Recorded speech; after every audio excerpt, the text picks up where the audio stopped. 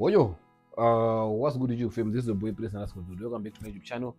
If it's obvious, then please make sure you like, comment, you share, and you subscribe to my YouTube channel for more and more content, baby. You understand? So, guys, today we're gonna travel somewhere. Guess where?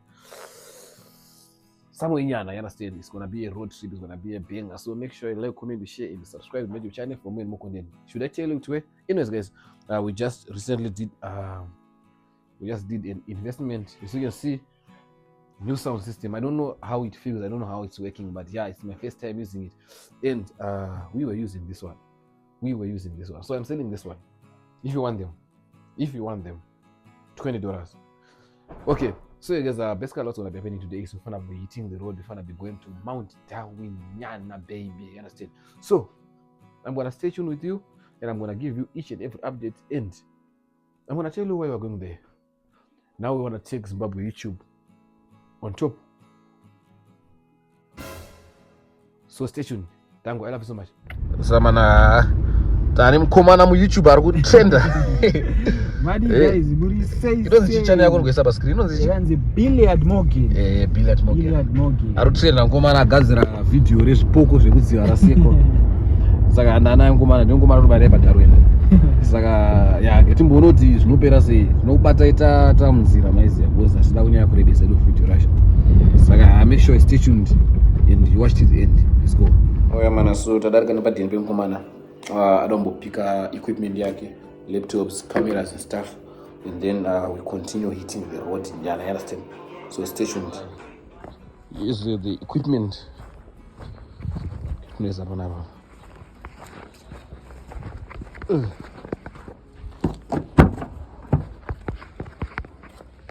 So yeah, aurongedza equipment yedu yatiri kuenda nayo kuendese panapa. Okay, so here's our equipment, magumbeze, mamonad and stuff.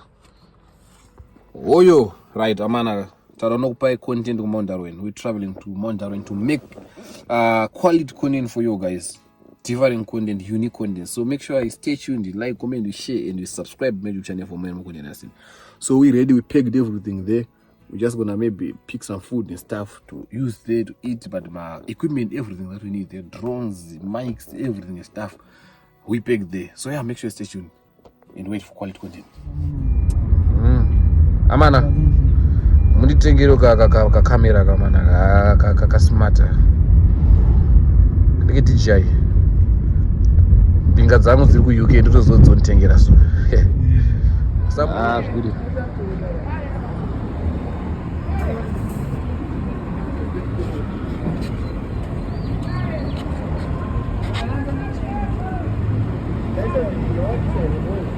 So mana first stop takumutanga mbesa tire pressure nekuisa petrol and then tochinopinda pasadza. Kana tinopedza kutongocha kata kutongorowa road chakatongoenda pasina mastop akawanda, then yeah, I'll keep on giving you my updates of pharmacy. So stay tuned. So amana ka chikafu chatona mazamdu maandro last time saka tachisiya kuti mbotsaka chimwe chiri nani town. Unofira passport ngofosnoro. So geza ndo chikafu chatatenga ichi ndosadza racho iroro timborova tunopera sei yaifirizi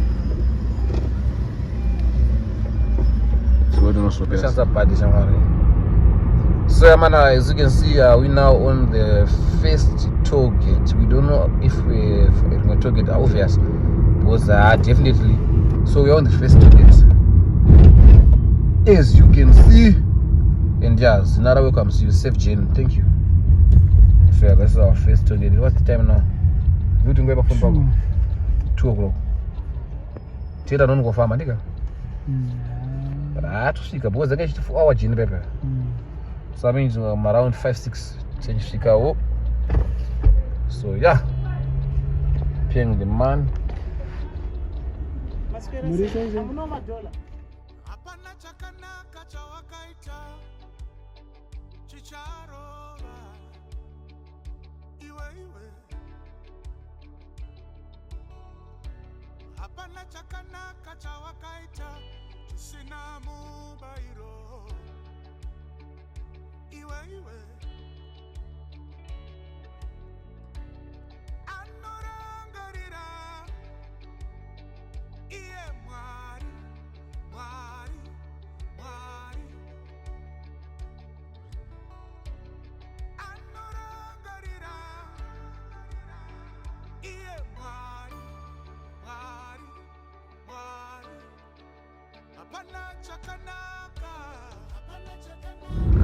Samana, as you can see, now tashuka pa second toll gate.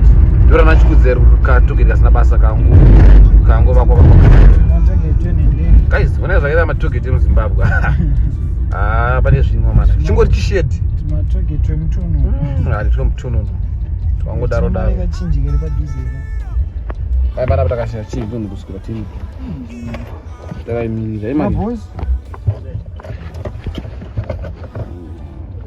You need dollar. Ireba mana. Mudarini. Ichipondi yana yero. Samana tapa toll gate. You see. Tuma toll gate kwemuzimu twe mutonono. Tuma tsokezi.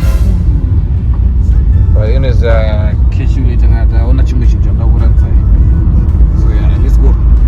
Iripo. Amana mwana kamondo kakatsikwa.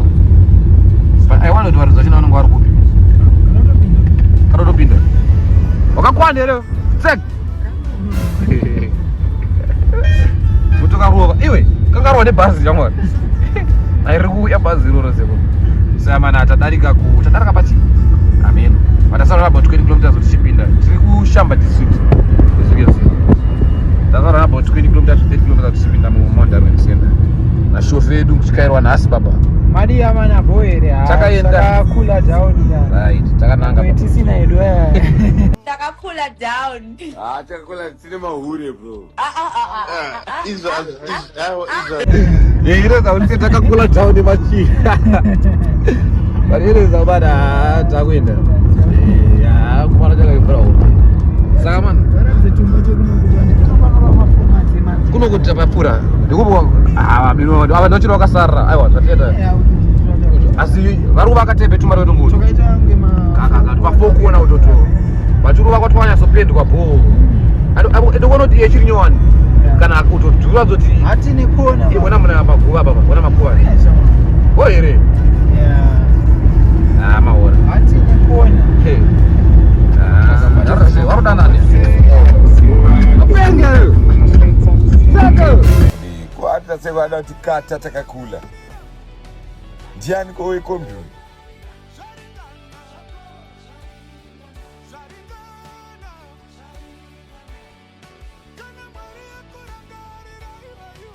Finally, we're out here in Mount Darwin town. This is our town, guys. It's so beautiful.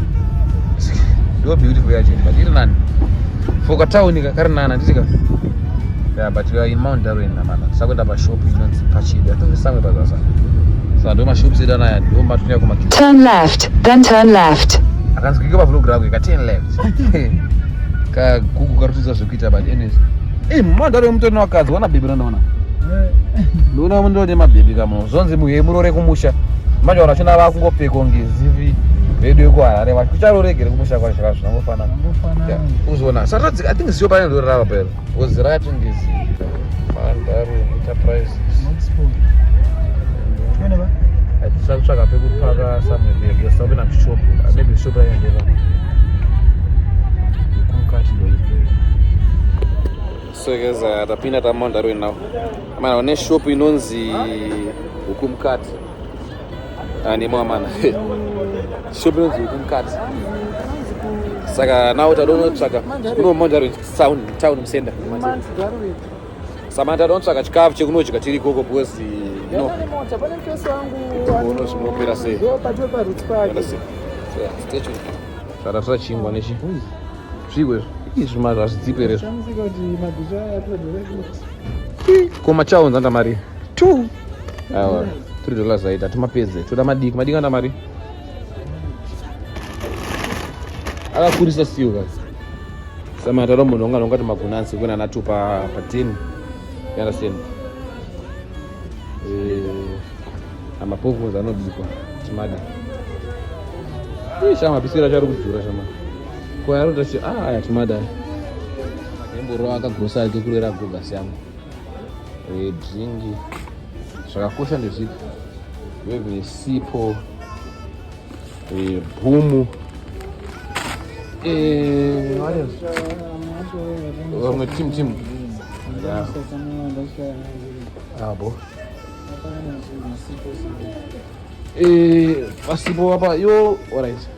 Sasa na kashopping. Takupindo. Tutaenda kuseli. Kwa mafuta shangwa.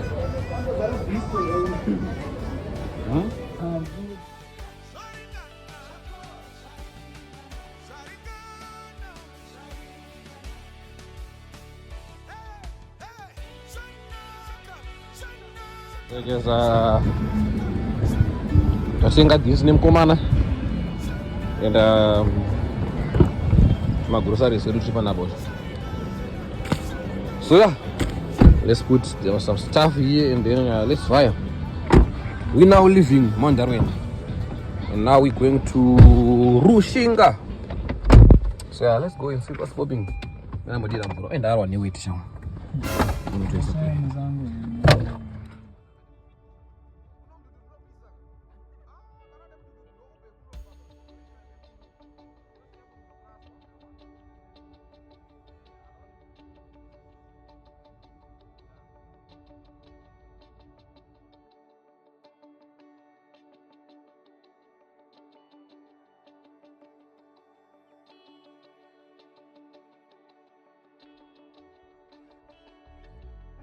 So guys, hapa ndupa growth point beda. Pana hapa, as you can see. Shikaba growth point beda. So ta continue kwenda pa farm. As you can see, ndupa hapa chesa pa growth point beda. So yeah, let's go and see what's popping.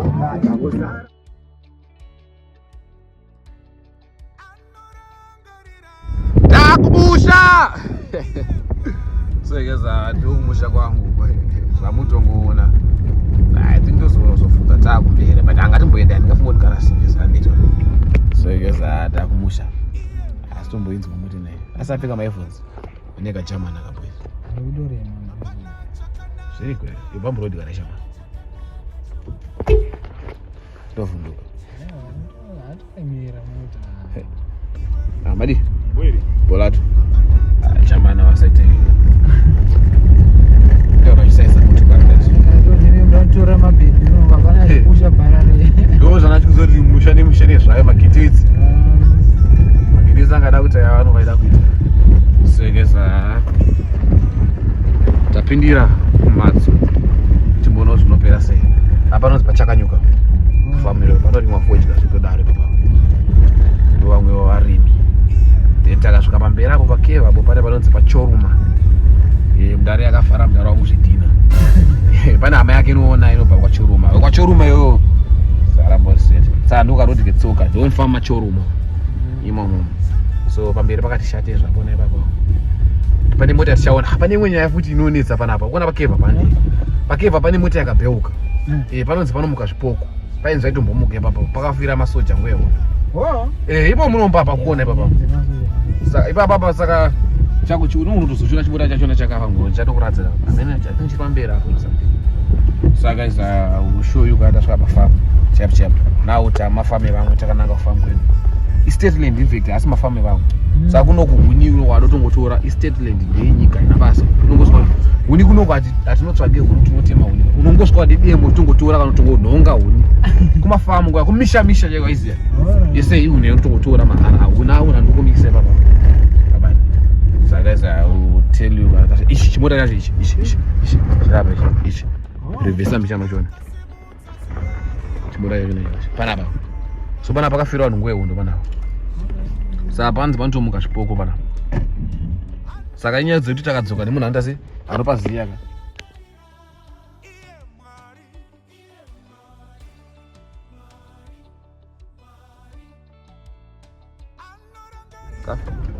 kakamuru uwira sei murodhiyo pamurodhiyo aikazve kokara makamira murodhi akazoziya mota aikakona confusion yacho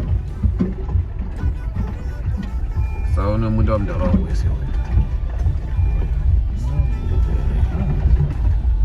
saka sati nanidhe kuenda kuchiona panopindikira madafamba kupikira mutombo mana finally tasvika pafamu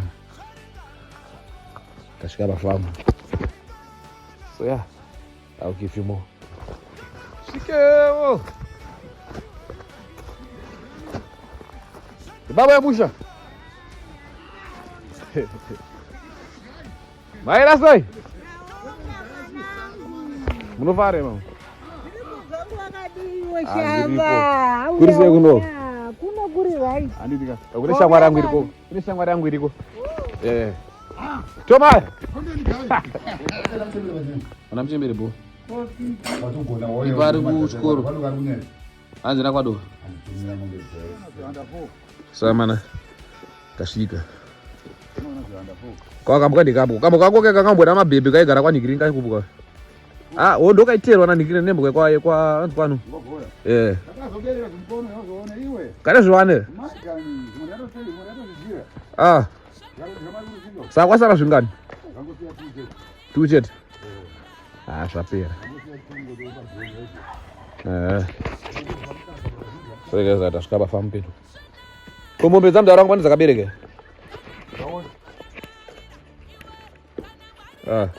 Mkono kechi ya.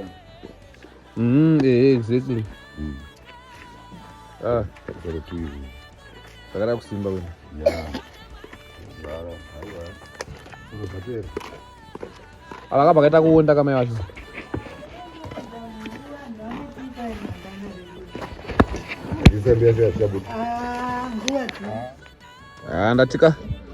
Ndatika view kari kubuda apapo. So guys, irononzi Tokyo. Irononzi Tokyo. Zembudzi idzi. Madhadha.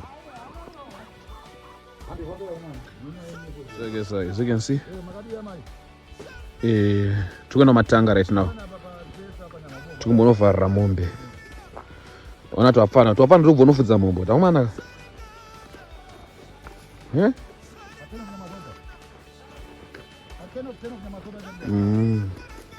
So let's go. Tachimboisa mhuri dzomuningira. Mudanga. Kombudzi yakafa ya mauso discover mauso para gedha ba. Papa sina gedhi ka. Aiwa, last time takaita zvekujamba kwapinda padho. Ndakapa sunga zvipomba ngavhunga permanent. Asiranga ripo. Rangaripo. Even why iripo ere? Iyo. Papo dziri padenga mapozi. Samana tanyibesa mhuru musoro mangwana tikwanisa kukama mombe dzacho. So I guess that was the end of the vlog. Maybe just kupedzera mudhenda kuno va. Umpana unzani ko? Tumagete saka chatogezeka mpana kasatovhara kasanasi. Umpana uchageza nasire. Zvatoendwa kwazvo. Kana kuti zvatoendwa. Aiwa zvatoendwa achangamira asitombode izvozvo. Vasitokotsera vakarara. Samana. I bet guys, thank you for watching the video to the end. Make sure you like, comment, share. Make sure you like, comment, share, and subscribe to my YouTube channel for more and more content. Understand. So I'm gonna be giving you, I think, farm to number pie, and maybe Mangwana chance pie. What do you call it? To my duties, what no come home and stuff. And then check out my videos. Don't forget to like, to comment, to share, and to subscribe to my YouTube channel for more and more content. Understand. And then Mangwana chatuka pa kunditi Mangwana channel kwako. Mangwana. Yeah. Ndopozosera Mangwana. Ubozosera Mangwana. Sura Mangwana ndikupa guys rimwe video rekumasingo so rakapenga man. Lavu channel kwake aposta futi video re wati makumba angaita bonda ngata so. Pane video ra posta makumo makaro guys. Makaro. Nyaya yacho ndiya nonzi gomore Zhombe na Hurungwe makume akarwira mabhebi pasaidi pawo mukaenda kwamurewa guys. I'm telling you the truth. Makaenda kwamurewa nazvino pane gomo 1 rinonzi Hurungwe rakabva vamwe vanoti rakabva kwaRusapi varapusha gomo rinonzi reZhombwe ranorisiya mino kwarakanorissiya bo ndakatozorishaya wenini zveshuwa amene kwarakanosiya varadzoka varagara panga pane gomo rezhombwe reria ndopariri nanhasi matracks acho atoripo wangu road yarakatofamba naro watosposta channel kwako zviriko channel kwako makaenda pachannel kwangu kwenye this channel yakanzi Billiard Morgan. I'm gonna put it on the screen. So Thank you for watching the vlog to the end. Make sure you like, comment, share, and subscribe, and you wait for more Roots content. Ndipo Peace out.